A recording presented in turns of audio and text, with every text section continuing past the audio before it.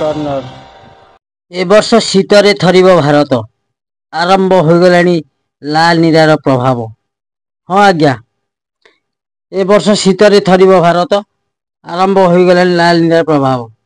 ଆସନ୍ତୁ ସମ୍ପୂର୍ଣ୍ଣ ଖବର ଜାଣିବା ପୂର୍ବରୁ ଆପଣମାନେ ମୋ ଚ୍ୟାନେଲ ଇପ୍ସିତା ନ୍ୟୁଜ୍ କର୍ଣ୍ଣରକୁ ଗୋଟେ ଲାଇକ୍ କରନ୍ତୁ, ସବସ୍କ୍ରାଇବ୍ କରନ୍ତୁ, ସାଙ୍ଗମାନଙ୍କ ସହିତ ସେୟାର କରନ୍ତୁ। ଆସନ୍ତୁ ଏବେ ଜାଣିବା ସମ୍ପୂର୍ଣ୍ଣ ଖବର ବିଷୟରେ। ଏ ବର୍ଷ ଶୀତରେ ଥରିବ ଭାରତ। ଯେଉଁଭଳି ଭାବେ ବର୍ଷା ହୋଇଛି ସେହିଭଳି ଭାବେ ଜାଡ଼ ଶୀତ ପଡ଼ିବ, ଏ ନେଇ ପାଣିପାଗ ବିଭାଗ ପୂର୍ବାନୁମାନ କରିଛି।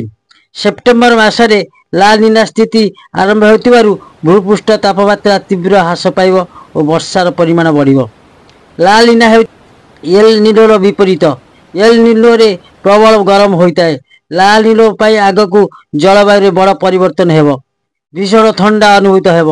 ଲାଲ ନୀଳା ପ୍ରଭାବରେ ପ୍ରଶାନ୍ତ ମହାସାଗର, ଭୂମଧ୍ୟ ସାଗରୀୟ ଅଞ୍ଚଳରେ ସମୁଦ୍ର ପୃଷ୍ଠର ତାପମାତ୍ରା ପ୍ରବଳ ମାତ୍ରାରେ ହ୍ରାସ ପାଇବ।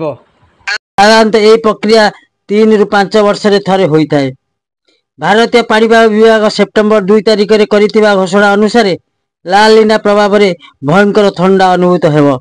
ସାଧାରଣତଃ ଲାଲ ନୀଳା ଏପ୍ରିଲରୁ ଜୁନ ମଧ୍ୟରେ ଆରମ୍ଭ ହୁଏ, ଅକ୍ଟୋବରରୁ ଫେବୃଆରୀ ମଧ୍ୟରେ ମଜବୁତ ହୁଏ ଏବଂ ଏହା 9 ମାସରୁ 2 ବର୍ଷ ପର୍ଯ୍ୟନ୍ତ ରହିପାରେ।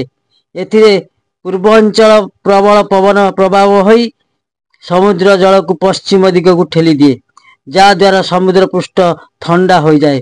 ଭାରତରେ ବିଭିନ୍ନ ଅଞ୍ଚଳରେ ଶୀତର ପ୍ରବଳତା ଭିନ୍ନ ଭିନ୍ନ ହେବ ବୋଲି ଅନୁମାନ କରାଯାଉଛି।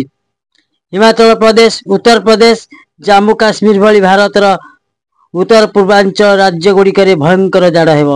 ତାପମାତ୍ରା 3 ଡିଗ୍ରୀ ସେଲସିୟସରୁ ବି କମ୍ ହୋଇପାରେ।